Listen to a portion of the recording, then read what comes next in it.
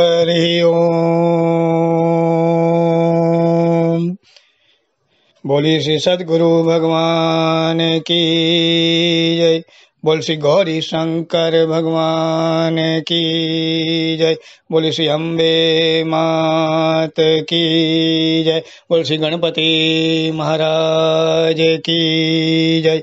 शांताकारं भुजगशयनं पद्मनाभं सुरेशं विश्वधारं गगनसदृशं मेघवर्णं शुभांगं लक्ष्मीकान्तं कमलनयनं योगिवेदर्यानगमयम् वन्दे विष्णुं भवयहरं सर्वलोकैकनाथं वन्दे विष्णुं भवयहरं सर्वलोकैकनाथं। बोल श्री लक्ष्मी नारायण भगवान की जय। आज श्री माघ कृष्ण पक्ष एकादशी व्रत कथा श्री शरतिला एकादशी महात्म्य। एक समय भगवान श्री कृष्ण से श्री युधिष्ठिर जी ने पूछा कि हे भगवान,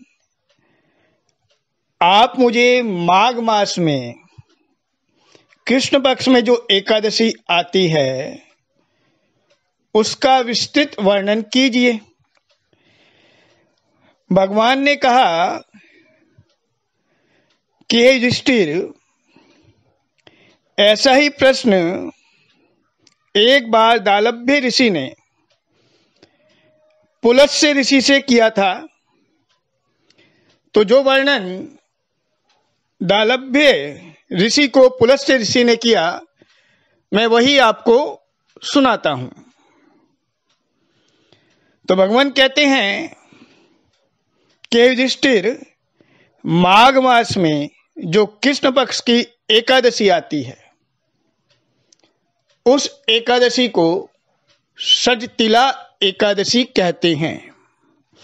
बोलिए षटतिला एकादशी महारानी की जय। इस दिन व्यक्ति को पूरे दिन धर्म का आचरण करना चाहिए।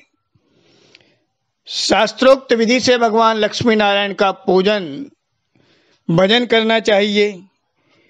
इंद्रियों को वश में करके काम, क्रोध, लोभ, मोह, अहंकार, ईर्ष्या, अभिमान आदि का त्याग करके भगवान का ध्यान करके इस एकादशी के व्रत को धारण करना चाहिए। भगवान का पूजन करें। भगवान से प्रार्थना करें कि भगवान, आप अपना आशीर्वाद सदैव हमारे ऊपर बना के रखें। जिस प्रकार शास्त्रों में बताया गया है उस प्रकार भगवान का पूजन अर्चन करें। हे युधिष्ठिर,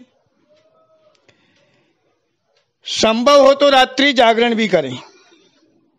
हे युधिष्ठिर, इस दिन तिल का 6 प्रकार से उपयोग करना चाहिए। पहला उपयोग, जल में तिल को मिलाकर स्नान करें। दूसरा, तिल का उपटन शरीर पर लगाएं। तीसरा, तिल का हवन करें। चौथा, जल में तिल डालकर उस जल को ग्रहण करें। पांचवा, भोजन में तिल को मिलाएं। और छठा, तिलों का दान सुयोग्य और विद्वान ब्राह्मण को करें। इस प्रकार तिल का इस दिन 6 प्रकार उपयोग किया जाता है, इसलिए इसको षटतिला एकादशी भी कहते हैं। हे युधिष्ठिर, इस दिन यथासंभव और सामर्थ्य अनुसार दान अवश्य करें। भगवान कहते हैं कि इस एकादशी का महात्म्य में स्वयं नारद जी से कहा गया। जो महात्म्य नारद जी से कहा गया वह मैं तुम्हें सुनाता हूं, ध्यान से सुनो। एक सत्य घटना कहता हूं। प्राचीन काल में पृथ्वीलोक में एक ब्राह्मणी रहती थी। वो सदैव व्रत किया करती थी। इतने व्रत करती थी कि उसका शरीर अत्यंत दुर्बल हो गया। यद्यपि वह अत्यंत बुद्धिमान थी,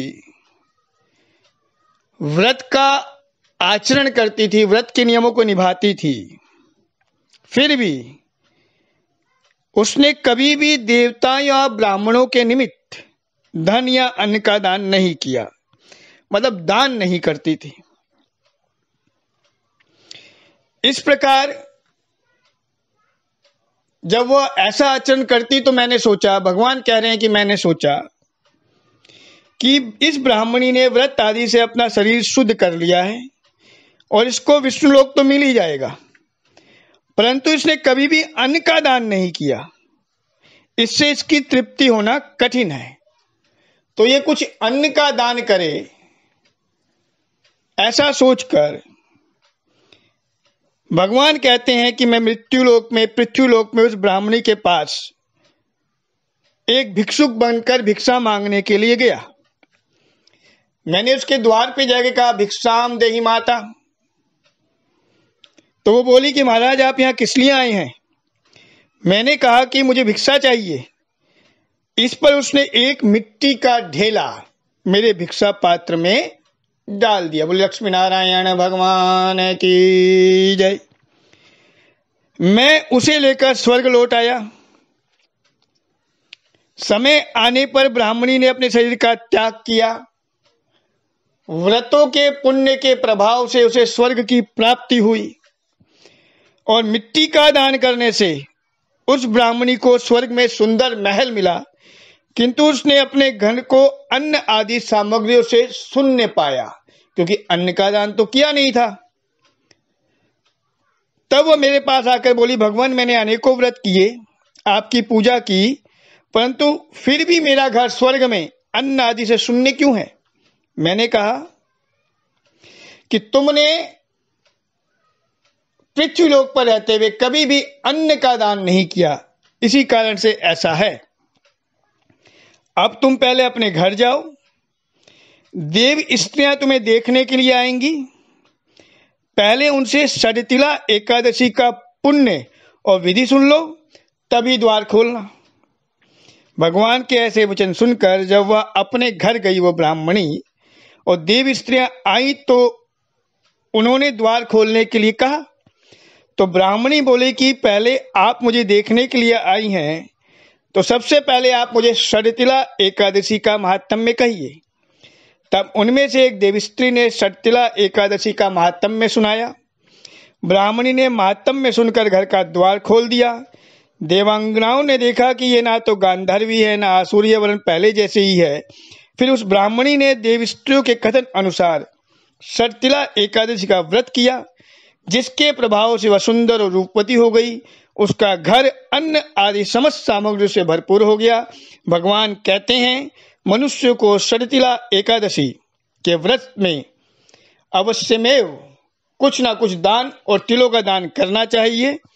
इससे दुर्भाग्य, दरिद्रता तथा पाप नष्ट होकर व्यक्ति को मोक्ष की प्राप्ति होती है। जो व्यक्ति इस महात्म्य को पढ़ता और सुनता है, उसे भी भगवान का आशीर्वाद अवश्यमेव मिलता है। इस प्रकार षडतिला एकादशी महात्म्य संपूर्णम, षडतिला एकादशी कथा संपूर्णम। बोलिए श्री लक्ष्मी नारायण भगवान की जय। हरि ओम। श्री आह्वानम न जानामि विसर्जनम, पूजां चैव न जानामि संहितां परमेश्वर। मंत्रहीनं क्रियाहीनं भक्तिहीनं सुरेश्वरी, यत् पूजितं मया देवी परिपूर्णं तदस्तु मे, परिपूर्णं तदस्तु, परिपूर्णं तदस्तु मे। जय जय श्री राधे, जय जय श्री राधे, जय जय श्री राधे श्याम। बोले जुगल जोड़ी सरकार की जय। आज के आनंद की जय। श्री विष्णवे नमः, श्री विष्णवे नमः, श्री विष्णवे नमः, श्री हरे नमः, श्री हरे नमः, श्री हरे नमः। बहुत बहुत आभार।